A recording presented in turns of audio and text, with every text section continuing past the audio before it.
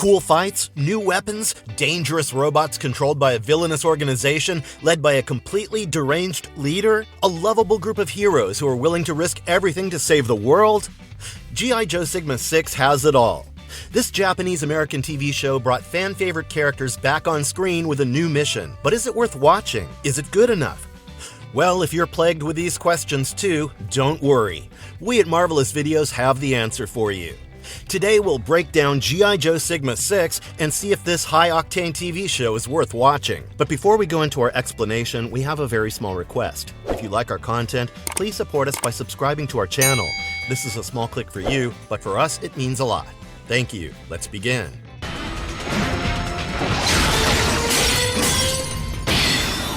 The legacy of G.I. Joe and where Sigma 6 falls into it. I don't know about you, but for me, whenever I think of G.I. Joe, I always think about the 2009 and 2013 movies. They were campy, exciting, and pretty action-heavy, if I do say so myself.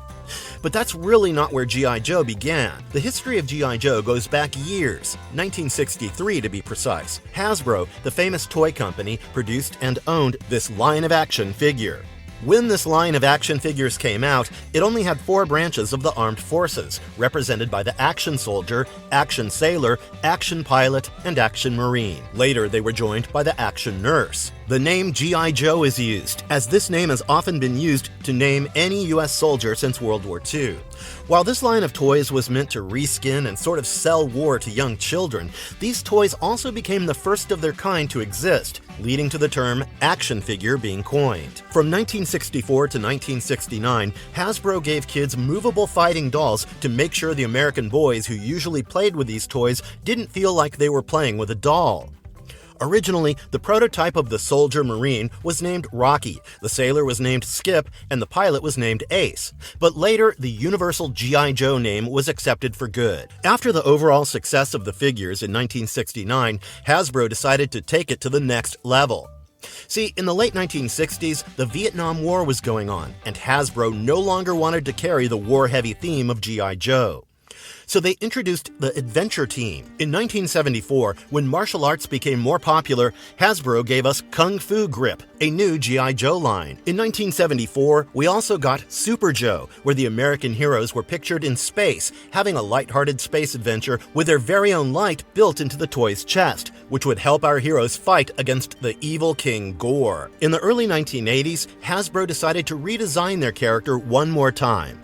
From their original 12-inch toys, this time Hasbro gave us the upgraded 3 3/4-inch tall toys, rebranded as Little Green Army Men. This was our first ever introduction to the G.I. Joe The Real American Hero series, which is quite popular. Thanks to lax laws about advertisements to children, this line was definitely popularized amongst students with the vast amount of advertisements Hasbro was able to put out. From 1982 to 1994, The Real American Hero was extremely popular, and there was no need for Hasbro to reboot the toy series. However, after 12 years, it was expected that there would be a redesign, and this redesigning gave us Sergeant Savage and his Screaming Eagles. But right after this reboot, Hasbro gave the G.I. Joes another reboot, titled G.I. Joe Extreme. This team was very different from whatever G.I. Joe teams we've gotten so far.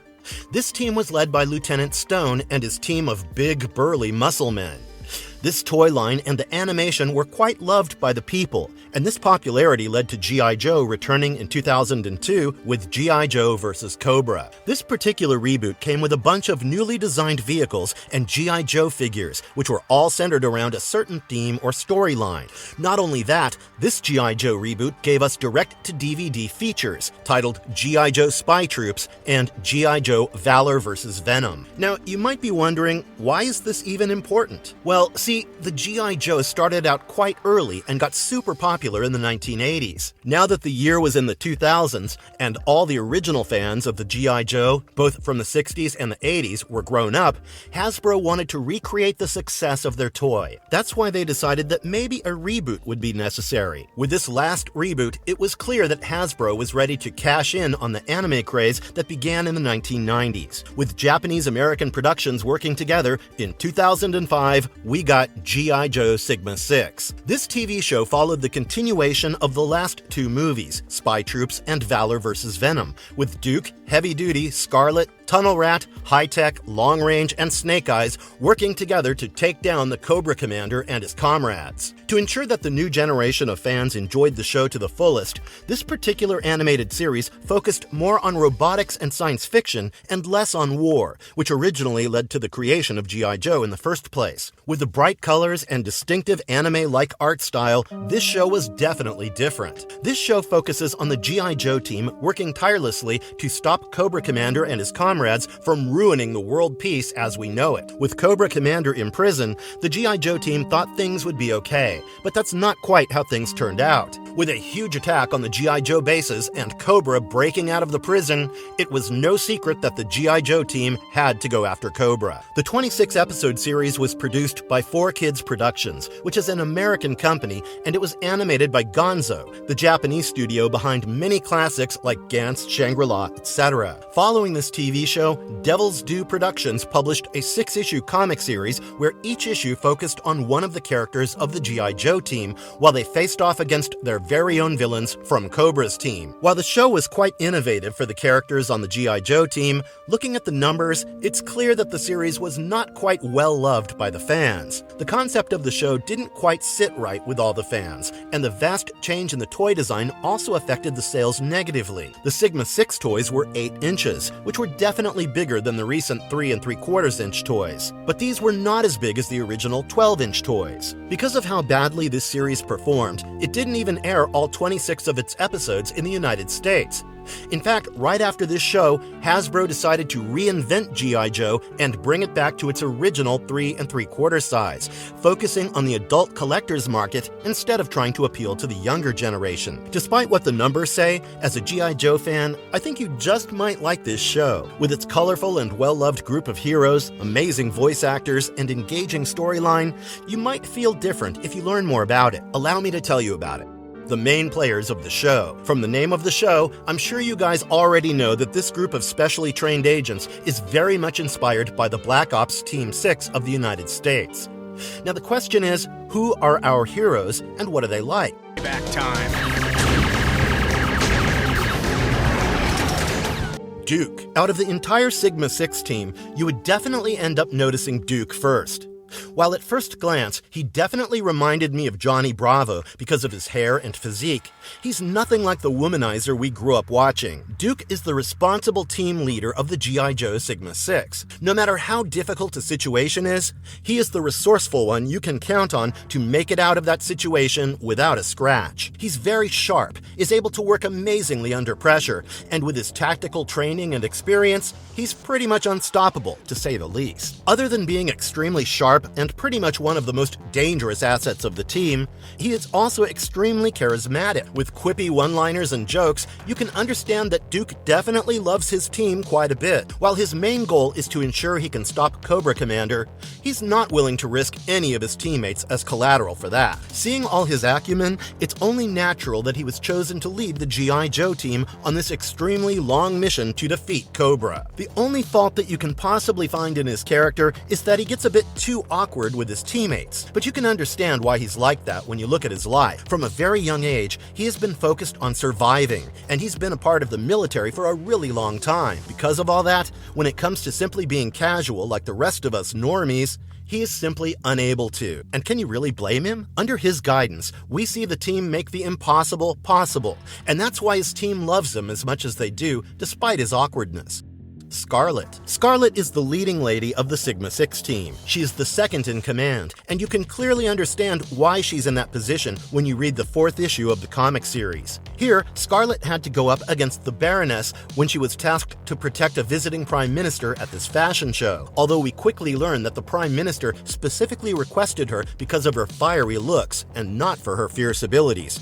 He is soon proven wrong. The Baroness managed to lure Scarlet away, who was a bit down on being underestimated, and the Dreadnoks, a group of thugs led by Zartan, managed to kidnap the Prime Minister. However, when Scarlet realizes that this is a setup, which she does pretty soon, she's easily able to defeat everyone on the enemy team. She goes up against all the Cobra agents and whoops their asses with grace. Once she saved the Prime Minister, he apologized for underestimating her. as he should, giving Scarlet her well-deserved respect. See, Scarlet is not just a pretty face. She's a very blunt, no-nonsense woman, and she takes her job very seriously. As a woman in the field, she knows that she falls short in certain areas because of basic biology, but that does not mean that Scarlet would give up and let those limitations hold her back. She will push through all the limits when it's necessary, and she'll prove to anyone who even dares to doubt her for a second that she is, was, and always will be a Joe. In the animated series, you can see all of these traits come up as the series progresses. She's a helicopter pilot, strategist, and second in command,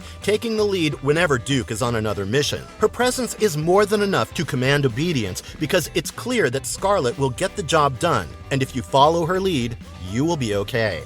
Tunnel Rat, the eccentric explosives expert of the team, seems to have a bit of a crush on Scarlet after they're on a mission, and honestly, I don't blame him. She is so cool. However, at the end of the first season, we do see hints of Scarlet's budding relationship with Snake Eyes because he literally risked his life to save her, and I do think that they would be a power couple if they ended up together. Snake Eyes. Speaking of Snake Eyes, he's honestly the coolest character in the series, with Scarlet beating him just barely. Snake Eyes is your silent ninja who does not speak much, but he actually doesn't need to. His actions are far louder than his words can ever be. He's a silent and deadly killer. If he's on a mission, you can rest easy knowing that he will literally do everything to ensure the mission is a success. While his silence can be a bit awkward and make him seem extremely cold, the way he risks his life over and over again for the mission and the team makes me think that he's a genuine guy. His superhuman ninja skills definitely act as his unique selling point. At one point, we see him literally deflecting fire from heavy energy weapons. And even after battling what seems to be 100 robots, he just seems a little tired, which goes to show just how strong he is physically. Cobra Commander. Although the series starts with our beloved villain Cobra Commander in jail following the continuation of the Valor vs. Venom film, he surely does not stay there for long. Just after 1 month in prison, Cobra Commander was broken free by his loyal servant Zartan. As you hear Cobra Commander speak, you soon realize that he's a sadistic guy. He definitely doesn't care just about winning. No, he wants to watch the G.I. Joe tortured, burned, and killed. He's simply maniacal, and I loved this portrayal of Cobra Commander. He's this warrior king who is always in armor, which gives him certain serpentine features.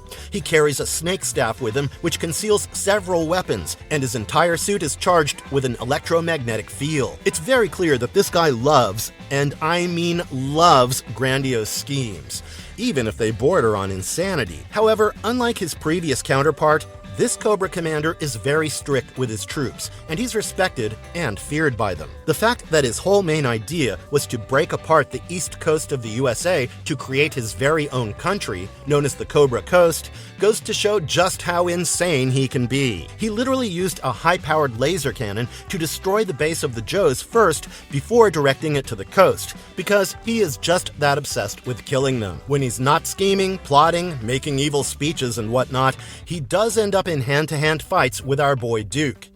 While he may not look like it, he's quite good at combat, and he is, in fact, strong enough to beat Duke.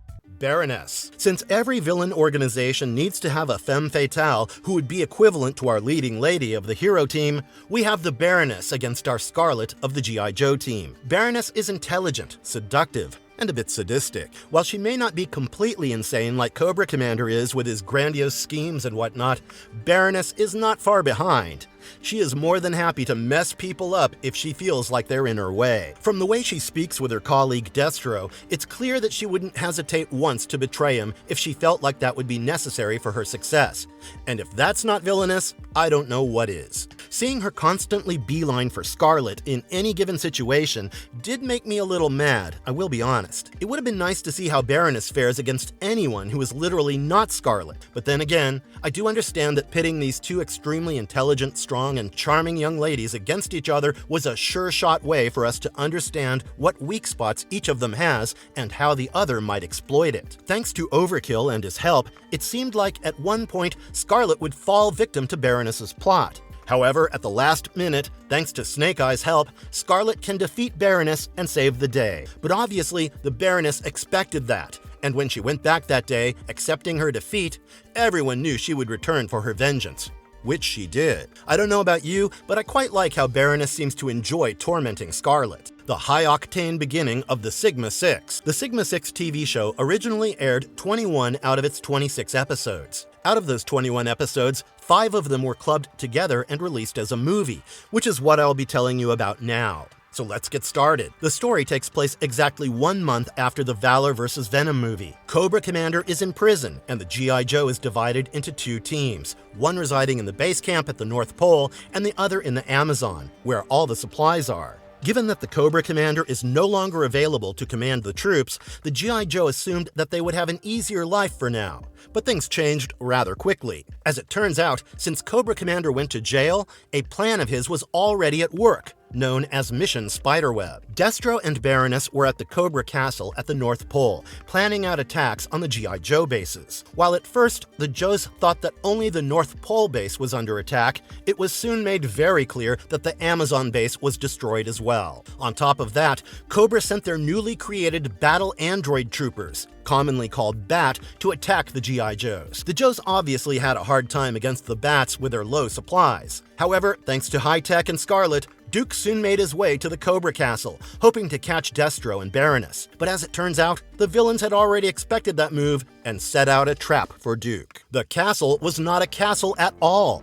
It was a rocket, and it was meant to take Duke high enough to explode and kill off the young captain. As Duke managed to figure out his way and survive with the help of sheer willpower, tactical expertise, and luck, the Cobra submarine where Destro and Baroness really were showed up, gave a cheeky little glimpse of itself, and disappeared. While Duke managed to survive this attack on his life, Cobra managed to survive the day. This would turn out to be a big problem, because the very next day, the G.I. Joe's base was hacked into. Cobra managed to get a detailed layout of their base as well as sabotage all their hardware for about 3 days. Duke decided to pay a visit to his senior, Commander Hawk, and met his son, Scott Abernathy, who is clearly going through the teenage angst that we've all been through. While Duke offers his hand for friendship, Scott seems less interested in it and more interested in his father's ID, which he managed to pickpocket. Before heading back to base, Duke decided to visit the Cobra Commander in prison. But by visiting him, he helped a disguised Zartan help release the commander. Leaving Zartan and Dreadnoks to deal with Duke, the Cobra Commander left to carry out his mission. Duke managed to survive, but there was no doubt in his mind that the Cobra Commander and his comrades were up to something absolutely devious. On the other hand, Scott, who was working on a robotics project for a competition, decided to use his father's identification card to access top-secret data. While looking for solutions to change the cybernetic nanoplasm, he stumbled across Overkill's files on it. Scott didn't know that Overkill or Cobra were bad guys, so he hacked into them and started following the information he got there. However, when Overkill figured that someone had stolen his work, he sent his latest creation, Override Vector, after Scott with a few bats to kill the boy. Scott's science project was this robotic dog named Spud. Call it beginner's luck, but somehow Scott managed to make Spud's programming better than Overkill's. So when the solution that enhances the effects of cybernetic nanoplasm, making the robot a bit more sentient, entered Spud's system, it fully turned him sentient. When Overkill saw Override's eyes, he decided he wanted Scott and Spud alive. With the bats attacking him, Scott managed to hide away and call for help from Duke before he was kidnapped. Luckily for Scott, before Override could escape with him, Snake Eyes showed up at Duke's command. Snake Eyes entered the Cobra submarine and managed to get Scott, but it was too late. There were too many bats. So obviously, we get a fight to the death. Well, Snake Eyes does not die because the backup shows up as Duke in a super futuristic suit. Turns out, while Snake Eyes was away saving Scott, a lot of things went down at the base.